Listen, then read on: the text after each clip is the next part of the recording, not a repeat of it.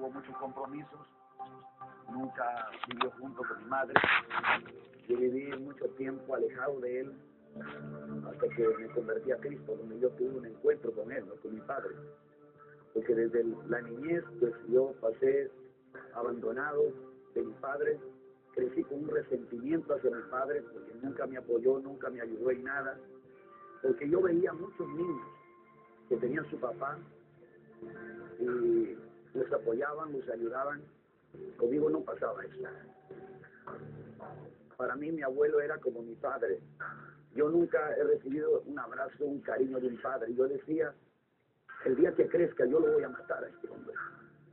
Porque nunca me ha dado cariño, nunca me ha dado amor, nunca me ha dado. Yo pudiera ser una persona diferente a la sociedad, pero vive alejado, vive con muchos compromisos en la vida y la verdad que tengo un resentimiento tremendo hacia él. Yo veía, por ejemplo, el Día del Padre, cuántas personas abrazaban a su padre, iban con regalos, compartían juntos, y yo no podía tener ese privilegio. Yo un día llegué a llorar y dije, Señor, ¿dónde está mi padre? A los 11 años yo vine a estudiar a Chimbote, mis estudios secundarios. Ahí tuve el gozo y el privilegio de vivir con mis hijos, ya viví lejos de mi madre, hasta la edad de 16 años. A los 16 años yo tuve que viajar aquí a la ciudad de Lima, donde realmente ingresé a la Universidad Agraria en La Molina. Fue ahí que al no vivir junto a mis familiares cercanos, yo me corrompí totalmente. De niño, en mi niñez, era bien religioso, porque mi familia era la familia más religiosa del pueblo, de tal manera que la imagen de la patrona de aquel pueblo lo teníamos nosotros en la propia casa de nosotros.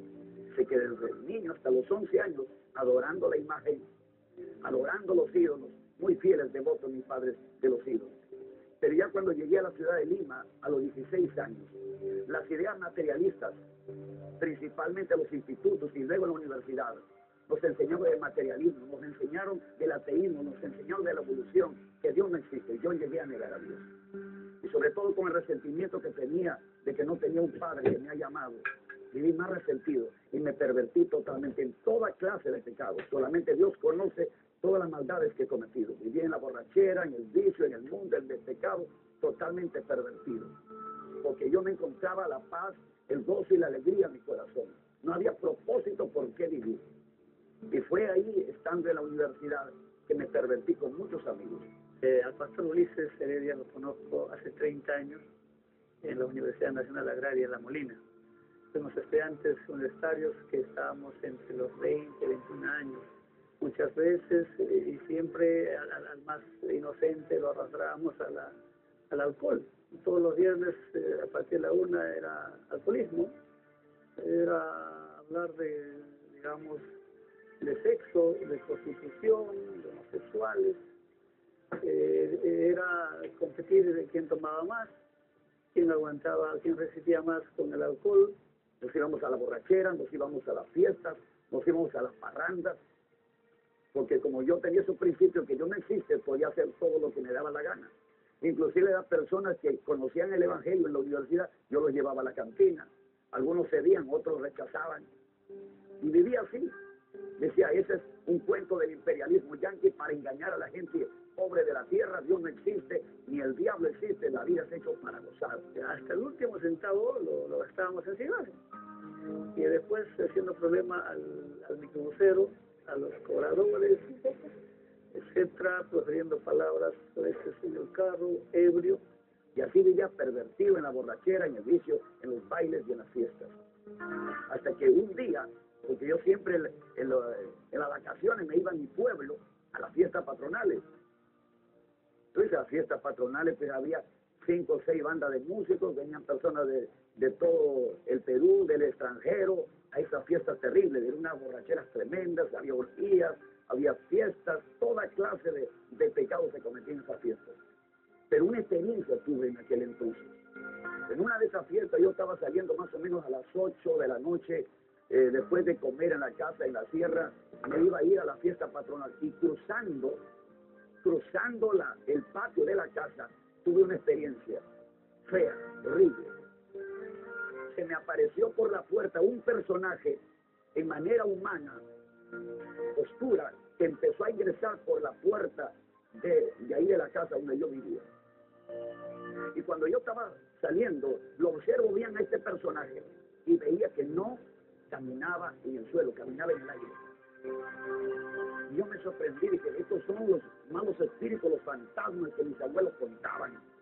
Como yo no creía en Dios ni en el diablo, pero ahí me recordé que mis abuelos me decían, cuando ves esos fantasmas, esos espíritus, hay que hacerle cruces. Yo saqué, recuerdo, un utensilio que tenía en el bolsillo y empecé a hacerle cruces. Y este personaje no se iba, más bien se acercaba. Yo quise hablar y me quedé mudo.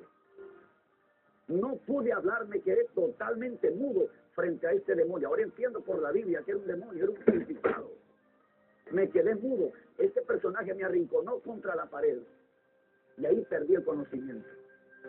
Desde ahí cuando yo reacciono después de esta experiencia, mi corazón se quería salir. ¿Sabe lo que pasó? Ya no me fui a la fiesta.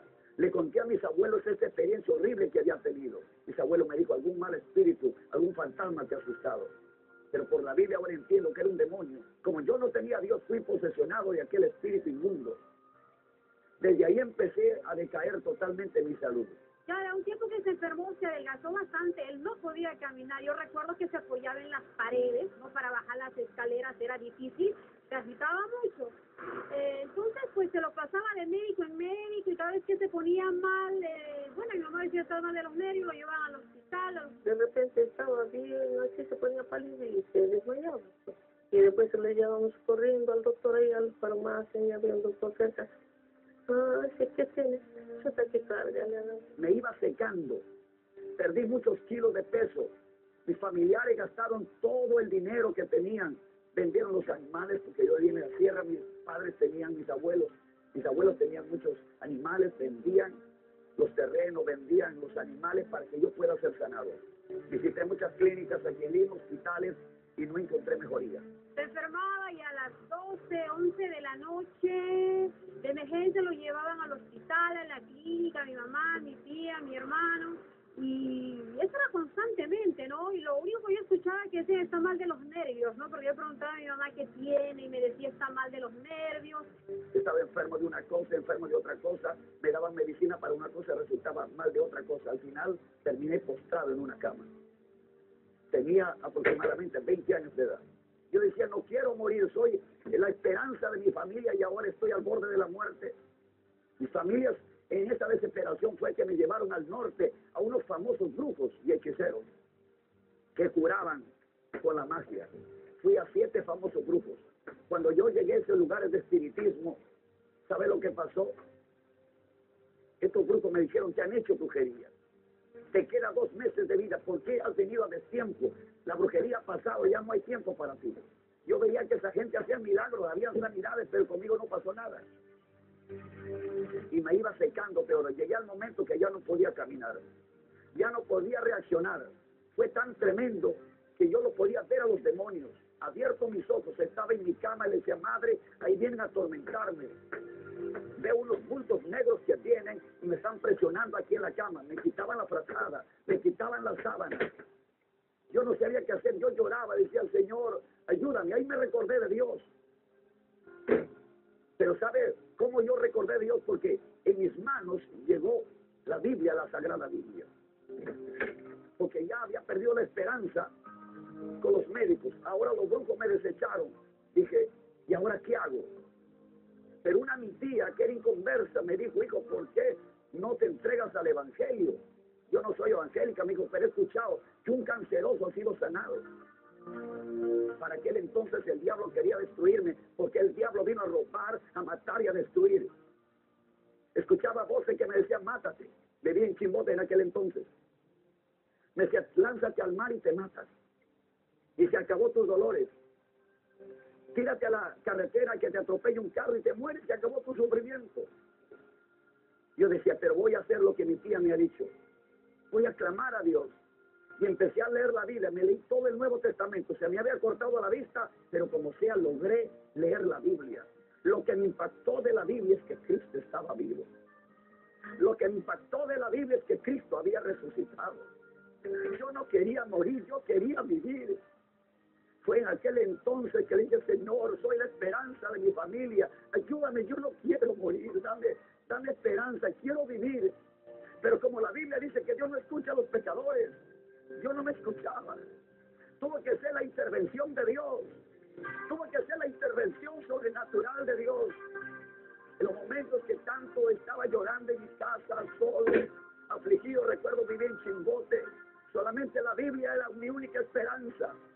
Y leyendo la Biblia, encontré que Cristo sanaba, que Cristo libertaba, que Cristo ayudaba. Decía, si yo le clamo, Él podrá hacer algo por mí. Y empecé a clamarle con todo mi corazón. Le dije, Jesús, haz algo por mí, yo no quiero morir, yo quiero vivir. Fue en aquel entonces, amado hermano, que yo recibí una voz potente, escuché poderosa, que me dijo, arrepiéntete. Cristo Jesús murió en la cruz del Calvario por tus pecados. Ahora entiendo que esa voz era la voz del Espíritu Santo, porque el Espíritu Santo vino a convencer de juicio, de justicia y de pecado. Yo me postré en un arenal en Chimbote ahí, junto a mi cama, y empecé a llorar. Le decía, Señor, no quiero morir, ten misericordia. Ahí me recordé todo lo malo que había hecho. Ahí me recordé cómo había faltado respeto a mi madre, cómo estaba en el vicio, en la borrachera, en toda clase de pecados. Ahí empecé postrado, no sé cuánto tiempo estaba llorando en el suelo. Lloraba con todo mi corazón, postrado en el suelo. Y yo sentía, ¿sabe qué? Algo que salía de mi cuerpo. Eran los demonios que iban huyendo ante la presencia del Dios Todopoderoso. Sentí algo sobrenatural que salía de mi cuerpo, pero algo sobrenatural que entraba en mi cuerpo. Era la presencia de Dios, era la presencia de mi Salvador, era la presencia de mi Cristo bendito. Yo no sé cuánto tiempo pasé llorando, yo no sé cuánto tiempo pasé ahí postrado, sería como media hora o como una hora postrado llorando, y sentía que los demonios salían huyendo de mi cuerpo. Cuando yo me levanté, mi tío me dice, hijo, ¿por qué lloras tanto? Sigues peor. Él no sabía que no estaba llorando a Dios, le estaba clamando a Dios, porque la Biblia dice, clama a mí y yo te responderé. Bendito el nombre del Señor. Después de aquella experiencia que tuve, no me sané totalmente, pero tenía una paz en mi corazón. Veía la luz distinta, ya no quería morir, quería vivir. Pasó unos días, mi madre, que fue al mercado, me dice, hijo, unos evangélicos, unos hermanos, me han dado un folleto. Dice que Cristo está sanando a los enfermos en una campaña evangelista. Lo dije, mamá, yo ya me entregué a Cristo. Ahí en mi cama me he postrado, al lado de mi cama yo acepté a Cristo y quiero que toda la familia se convierta a Cristo. Sin embargo, no podía caminar. Mi madre, mi hermana, mi hermano, mi tía me llevaron del brazo. Me impactó cuando fue el predicador que dijo, ¿quién quiere públicamente aceptar a Cristo? Yo levanté mi mano. Me llevaron al altar, no podía caminar bien. Me llevaron ahí y llegué y me postré en el altar. Hice la oración del pecador aquel día. Siempre me recuerdo un 29 de abril de 1982, una fecha inolvidable para mí. Yo celebro más ese día que mi cumpleaños, porque ese día públicamente acepté a Cristo mi Salvador. Lo llevaron, ¿no? Como siempre apoyado en otras personas porque no podía caminar por su cuenta. Y cuando regresó él ya pudo subir las escaleras, bajar las escaleras, se podía movilizar, o sea, con toda libertad, como una persona normal, ¿no? Y lo único que recuerdo que me dijo, Dios me ha sanado. En ese mismo momento, Señor, sanó, ya el Señor lo ha sanado, su fe lo ha sanado, ahora Él está sano y salvo. Vio a mi madre, vio a mis hermanos, a mis tías postrados aceptando a Cristo.